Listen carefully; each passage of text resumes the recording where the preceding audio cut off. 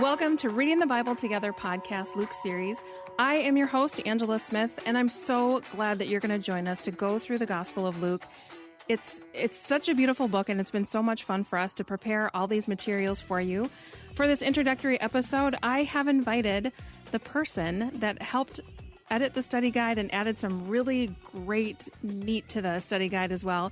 He is Dr. Peter Kapsner from the Christian Ministries Department at the University of Northwestern, but we can just call him Peter. Welcome, please. Peter. Yeah, please do, Angela. Yeah, Dr. Kapsner seems entirely foreign to me. And by the way, I mean, I know I did help and contribute to some of the process, but what I had seen, the product of it, when it first came out, it really is amazing to see how in-depth it gets, and yet it's accessible for people as well. So I think it's going to be a wonderful combination of getting behind the scenes of the biblical text, but also having practical, accessible things with which we can engage in this book of Luke, because it's such a beautiful gospel.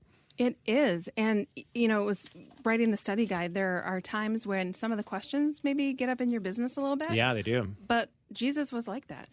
He was. I was just reading a little bit about that he just simply wasn't scared to do exactly what you just said, which is to call out hypocrisy or get up in our business. But at the same time, he did so for the people that were interested in living in his kingdom. It was always with a gentle spirit nonetheless. It was the criticism was sharp at times, but it was because he was for them, and he really wanted to walk in the ways of the kingdom. So I'm glad you asked the questions you do. Thank you. And thanks for helping out with it. For sure. So let's just dive right in. And what we want to do in this episode is give people just kind of a snapshot and context of how to get them prepared for going into the Gospel of Luke. Yeah, Luke's an interesting gospel. It's unique among them. I mean, they're all unique in their way. But I don't think it was until much later in life that I realized that the Gospels themselves are not necessarily biographies. I just assumed that they sat down and they wanted to chronicle the events of the life of Jesus, maybe for posterity or for future readers to know the events that happened like a good biography would. I didn't realize that actually what they were doing is they're more books of theology, meaning that what each writer was doing is they were taking from the life of Jesus or from the teachings of Jesus or from the ministry events of Jesus, and they were picking out certain parts of that to shape a theological story. They had a point in terms of why they wanted to use the stories that they did. And an audience in mind. They absolutely did. And you see that audience oftentimes right at the beginning of the gospel. We clearly see it with Luke, with Theophilus, but you also see it with Matthew, and he's writing primarily to a Jewish audience. He starts with the genealogy that takes us back to Abraham and then down to the life of Jesus, not just because he wanted the genealogy, but because he was going to tell the Jewish people he really was the promised Messiah. And so he wanted to start with this genealogy to say Jesus did flow from the right lineage. And all of the books function that way. Luke's specific audience was for Gentiles, so he starts with this audience of Theophilus, this Roman official to whom he writes. And then in his genealogy, he goes way back. Well, see, that's part of the way stuff. To the beginning. Again, these are these little like nuances of the Bible that I often miss when I'm just reading. And again, the study guide, I think, is going to be so helpful for allowing us to see each little part of Scripture. But yeah, to your point, when Luke finally gets around to the genealogy of Jesus later in his book, he doesn't take that genealogy from Jesus back to Abraham. He takes the genealogy all the way back to Adam and Eve. Why? Because Luke is writing to a Gentile audience who would have not maybe even been familiar with Abraham or the Abrahamic promises or the covenants. It wouldn't have been important or meaningful for them. But Luke nonetheless wants to assure them that they've been part of God's people, God's family, God's plan, all together from the beginning. And so his genealogy goes back to Adam and Eve, which then shows that, the Gentiles are part of this whole thing as well. Do you know if other religions or other people outside of the Jewish people were familiar with Adam and Eve? Yeah, that's a really good question because there's never thought about that. Yeah, right. Now. No, I don't know that I have either. I mean, certainly there is a lot of different origin stories. Like the Babylonian origin story is quite different than the Jewish origin story, but then they do have some places of commonality around a flood. Now, the Babylonian story has a very different take on what happened at the flood, but they both chronicle a flood. Now, I don't think that there's any other stories outside of the Judeo-Christian tradition that do trace back to Adam and Eve in that way, though. I just had never. Yeah, no, it's a great question. I've never thought about that before. And maybe I'll look that up tonight and find out something very different. But it's a really intriguing question. Well, and I think what's interesting and what I find myself going to this default all the time is that the four gospel writers were 4 of the 12 that were doing life with Jesus. Right. And Luke was not. It is And he's interesting. not even Jewish. Yeah, I mean, what do you do with that, Angela? Because it's an interesting thing, right? I mean, you would think the most credible writers were going to be the Jewish followers with Jesus right in the pit of all of what was going on, but this was different for Luke. Yeah, and he's a Gentile. He's a traveling companion of Paul. And some of the things I read too said that he was probably, it's either in his relationship with Paul or was involved in a temple because he has a lot of familiarity with Jewish writings and has a lot to say. Well, so to your point about the writers picking certain stories to make a certain point, he is making a point over and over again about the Pharisees and the religious teachers. He really is. And he had to have been familiar with their teachings because he was considered to be a close companion of Paul. So when Saul gets knocked off his horse on the road to Damascus, right, and is struck blind, and Jesus says, "Why are you persecuting me? And I'm now going to give you this new ministry, which is to go and spread the good news to the Gentiles," thus changing the name from Saul to Paul. He was then commissioned to travel to sort of the wild west of the Gentile world that would have been pretty unfamiliar to the Jewish community at that point. Places like Ephesus and Corinth and Thessalonica and the region of Galatia, all of these places about which we read. But he also had traveling companions along the way. And Luke was one of his closest traveling companions, so he would have been familiar both with the Gentile world in which they were traveling, but he also clearly was familiar with the Jewish teachings and traditions as well. It's really interesting. One of my favorite stories, Angela, around what you're just describing is that in the 4th chapter of Luke, we see Jesus arriving at a synagogue, and he sits down to teach after reading this famous messianic passage from the book of Isaiah about the Spirit of the Lord is on me to preach good news to the poor, recovery of sight for the blind, all of what is in that list. But then we see Luke's unique take on that story because Jesus is in a Jewish synagogue, and he tells this story to Jewish people that is a messianic story. And then it says all the eyes of the synagogue were fixed upon him, and he begins to explain the story. And he says, "Let me tell you a little bit about some of our past." And he said, Elijah was ministering in the place of Israel, but he didn't go to Israel to help. He went to the widow of Zarephath, this Gentile woman. And there was plenty of people in the time of Israel that had leprosy, but Elijah went to Naaman the Syrian and to the Gentile. And so Jesus is giving this sermon basically saying, my redemption is not just for the Jewish people. It's for the Gentiles as well, and you can see it all along the way. The synagogue was scandalized. Now, that would have been a sermon to be in. I mean, they wanted to kill him afterwards. So there's clearly he was up in their business, as you said earlier. But I love that story because it shows Luke's unique emphasis on the idea of the Gentiles were not just the castaways and the cast-outs and the left-outs. They were the people that were part of this all together from the beginning. And along with that, the way that Luke talks about women and Jesus's relationship and being their rabbi and allowing women to be his disciples and his followers was revolutionary. It was revolutionary. I think it's the 8th chapter of Luke that talks about the women that joined him in the ministry, right? And I know there's stories that about which we read, and one of them is the famous Mary and Martha story that's captured in the Gospels themselves. But when Mary shows up at the feet of Jesus in the room where she doesn't belong and is now, again, sitting at his feet, and Jesus says, "You're right to do so." Sometimes I've heard that sermon preached, Angela, along the lines of, well, Mary was sitting just contemplating and was with Jesus, and that was the good thing, while Martha was busy for the kingdom, and she shouldn't have been. She should have just been with Jesus, right? Mm-hmm. But if we had been sitting in that time, what we would have seen is that in sitting at his feet, she was taking on the posture of a student, just in the same way that Paul ultimately sat at the feet of Gamaliel to learn about the kingdom so he could become a teacher and a rabbi himself. When Mary's sitting at Jesus' feet, it's completely scandalous in that time because she's in the wrong part of the house with the religious teachers sitting at his feet saying, "I want to be your student." And Jesus says, "Yep, you're right to do so." And some of these stories, when you see how Jesus is breaking open some of the social conventions of the day, they're fascinating and beautiful to watch. Yeah. And something I love too about Luke is the way it's almost like he's attacking writing this from the perspective of an investigative reporter. The way that he places, he's adding certain details, like in the account in Luke 2, that he tells us who are the leaders. It's Caesar Augustus issued a decree, while Quirinius, did I say that right? I probably. Was the governor of Syria. And so he keeps giving us these, out of the church and Jewish history markers of this is the time in which it's happening. Yeah, and I would have to imagine a big part of that is there would have been a lot of skepticism, getting back to what you and I have been talking about so far, a lot of skepticism that the Gentiles should be included. I mean, when you think about the history of Israel, most often the message was, do not mess with the Gentiles, do not integrate with the Gentiles, have nothing to do with the Gentiles. And all of a sudden, there is this gospel invitation where it's going to explode out among the Gentiles.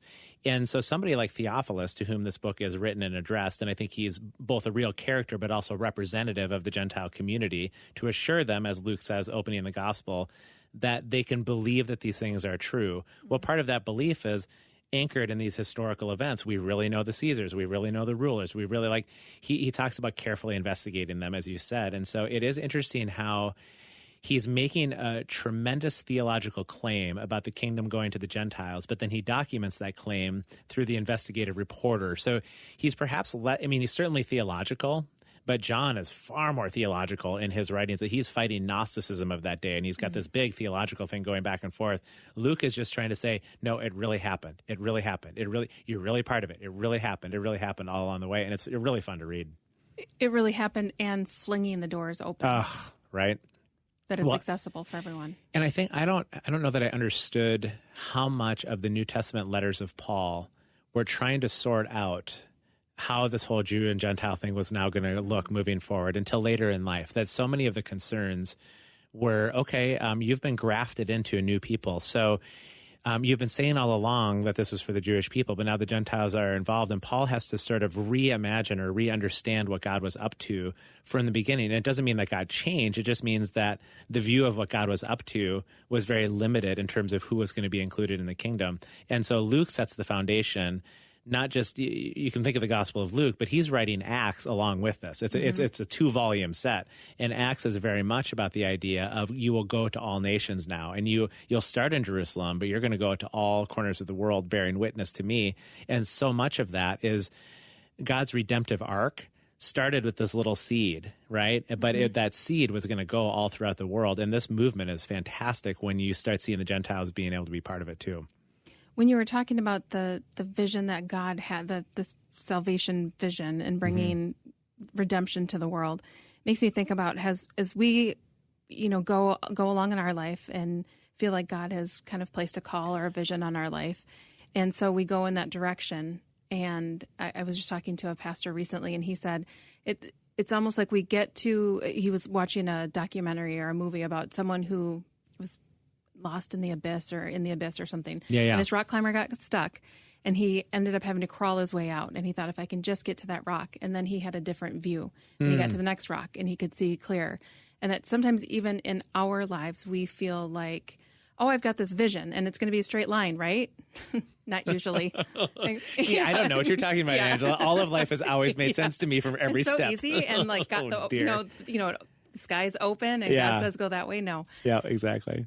But for the Jew, thinking about Paul having to reconcile everything he had learned for his whole life, and he was deeply entrenched in it, and how much of that was him, how much of that was the culture, how much of that was not really God's vision, but what they had put on it, that they had to, take apart and figure out, what did we add to this? Boy, that's a pretty profound thought on a lot of levels. I think as you're talking, Angela, I'm sitting here thinking about, in my role as a teacher from time to time, I get troubled a bit by probably what I am teaching that I currently don't understand, or teaching that I'm currently missing something, because clearly I am. I mean, we all are. We're all seeing through a glass darkly, right? And then I think on top of that, the humility that Paul must have been able to walk in to move from everything that he thought was true about this kingdom. Now, he needed to be knocked off his horse, and certainly I can think of those times when I've been knocked off my horse and needed to be, in terms of just waking up and being disrupted enough to be able to say, wait a second, maybe this whole thing isn't about you and your understanding or whatever it is. This is bigger than you might imagine. And his humility that then he exhibits as he's among the Gentiles that Luke is describing and talking about both in his gospel and in the book of Acts and then all the letters, there really is that he talks about whatever it was to my gain, I now count as my loss. And so he talked about being the Pharisee of the Pharisees, born on the right day. It's, Paul, all of these things. He was great in all of the metrics of religious teaching. He threw them all away. He said, I found something different. This surpassing greatness of knowing Christ Jesus, my Lord. Not a lot of people, I think, are able to taste that kind of humility, their willingness to change their mind. That's not an easy thing to do. Well, and to figure it out in that's building the airplane while you're flying. I mean, he's Right. leading the church and figuring all that out. I Yeah. mean, that's what all the letters are, right? Absolutely, they are. Oh, and because he goes to these different communities that, again, Luke is going to be describing in the book of Acts later. And Paul is the one going into these communities with these traveling companions. He trusts in the Spirit to call out the people from the community that will be part of this new gathering. That was what was called the church. They didn't have a steeple and a sign and a website and a staff. It was just the What? people. I know it's a little shocking. I know for all of us, right? But it was just people that decided to gather together as believers, live a different kind of life together through the power of the Spirit. And maybe that would happen in the city of Corinth. And then Paul would travel on, leaving leadership behind, and maybe he's now in Ephesus.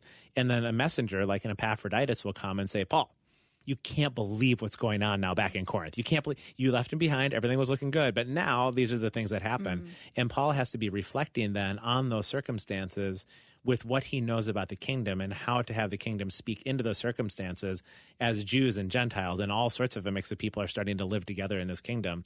To understand the Pauline letters, it's really helpful to understand the book of Acts. And to understand the book of Acts, it's really helpful to read Luke. And then the whole Bible starts working together about what's going on there.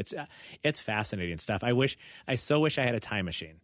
And you could just get in and actually go stand in the Church of Corinth or something, or be with Timothy as he's 11 years old. It seems like he's clearly older, but he's this young man trying to pastor in this crazy city of Ephesus, and what that all would have been like. It's just funny to think about.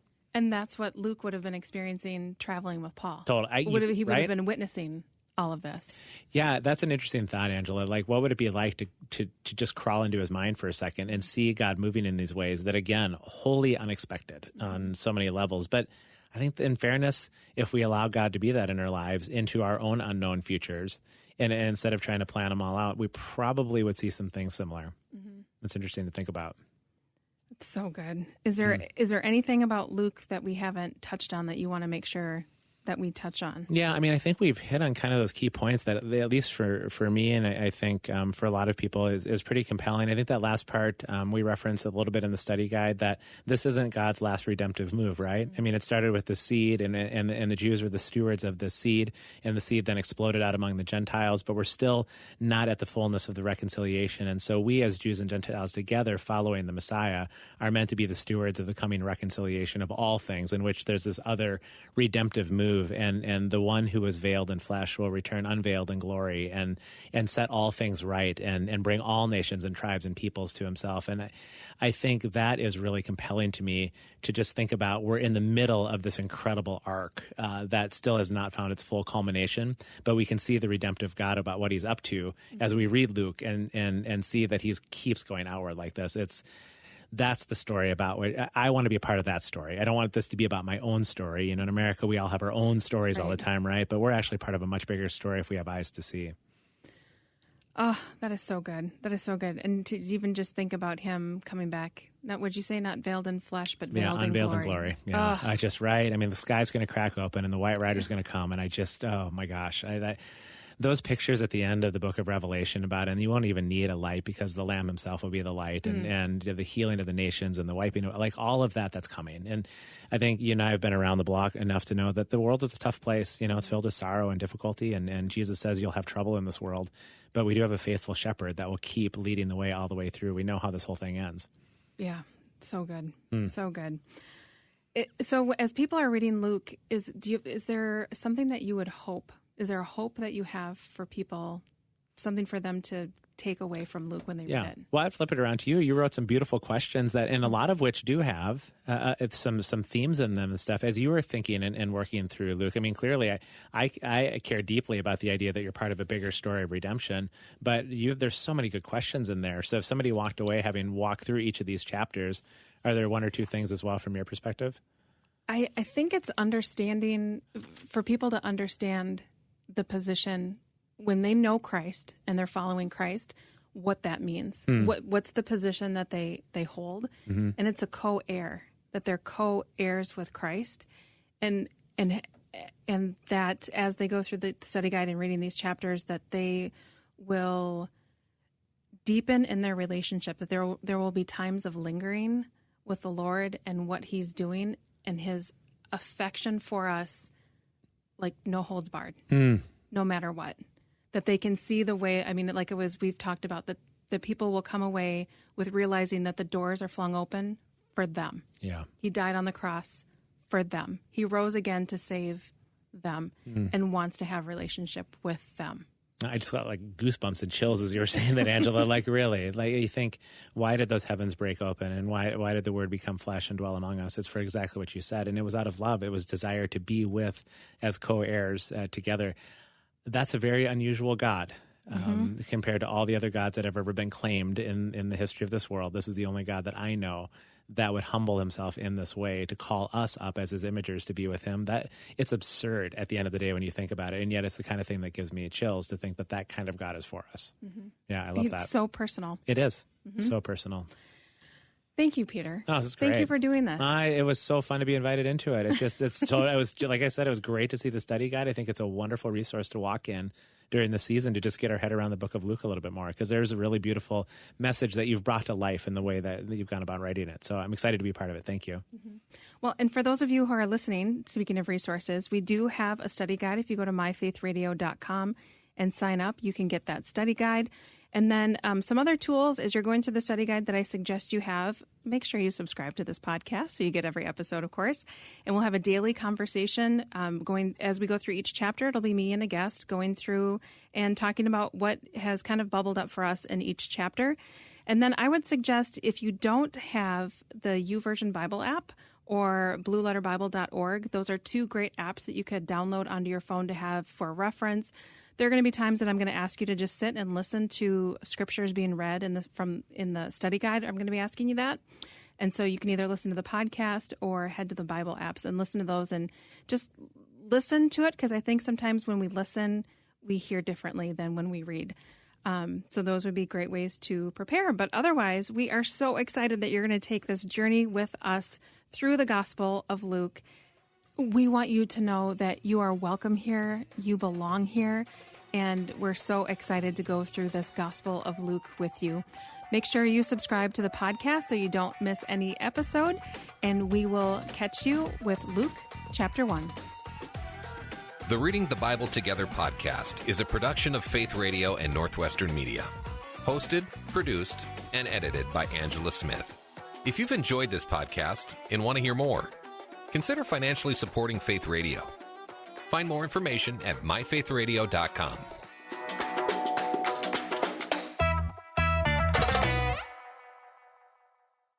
On the latest episode of the Wow God Stories podcast, we go to Africa. I was raised in Sierra Leone in a community that truly lived the phrase, "It takes a village." Until one day, the world outside Anita's village broke in. I didn't grow up in a war zone, but I watched one unfold in the country I love. God brought hope to her story and many others through radical provision. God began to direct us towards Uganda, Africa. I was born and grew up in the countryside of Ethiopia. Nanja and I met in Kigali, Rwanda. Discover how God showed up in the middle of war, loss, and impossible odds in Africa.